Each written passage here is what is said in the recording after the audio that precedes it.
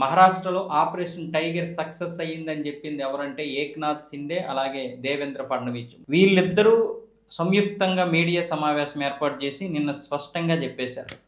మహారాష్ట్రలో శివసేనకు చెందినటువంటి ఎంపీలందరూ కూడా షిండే శివసేనలో వచ్చేస్తున్నారు. మళ్ళీ ఉద్ధవ్ ఠాక్రే శివసేనని 2 ముక్కలు చేస్తున్నారని గత వారం రోజులుగా జరుగుతున్నటువంటి ఈ మీడియా వస్తున్నటువంటి ఏదైతే రూమర్లు ఉన్నాయో వాటన్నింటికి స్పష్టమైనటువంటి ఒక సమాధానం చెప్తూ దేవేంద్ర ఫడ్నవీస్, ఏక్నాథ్ షిండే ఇద్దరు కూడా స్పష్టంగా చెప్పేశారు ఆపరేషన్ టైగర్ సక్సెస్ అవుతుంది. ఏ సిద్ధాంతాలతోటైతే ఒక పార్టీ ఆవిర్భవించిందో ఆ సిద్ధాంతాలకు దూరమైనప్పుడు ఏ పార్టీకి కూడా మనుగడ సాగించలేదు.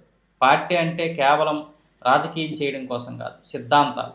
ఆ సిద్ధాంతాలతో స్థాపించారు బాల్ ఠాక్రే గారు. మరి బాల్ ఠాక్రే గారు స్థాపించినటువంటి సిద్ధాంతాలు ఏక్నాథ్ షిండే పార్టీలు ఉన్నాయా, లేకపోతే ఉద్ధవ్ ఠాక్రే పార్టీలు ఉన్నాయనేది ప్రజలు తెలుసుకున్నారు. ఇప్పుడు నాయకులు కూడా తెలుసుకొని ఏక్నాథ్ షిండే యొక్క పార్టీలోకి వచ్చేస్తున్నారు. ఒకసారి ఒక ఆపరేషన్ చేపట్టామంటే దాన్ని మధ్యలో వదిలేటటువంటి అలవాటు మాకు లేదు, ఏక్నాథ్ షిండేకి లేదు అన్న విధంగా స్పష్టంగా దేవేంద్ర ఫడ్నవీస్, ఏక్నాథ్ షిండే నిన్న చెప్పేశారు. ఎంపీలందరినీ అప్పుడు తిట్టి ఇప్పుడేమొచ్చేసి బుజ్జగించి వెనక్కి రండి అంటే ఎవరు వస్తారు? మీ సిద్ధాంతాలు వదిలిసినప్పుడే అయిపోయింది మీరు.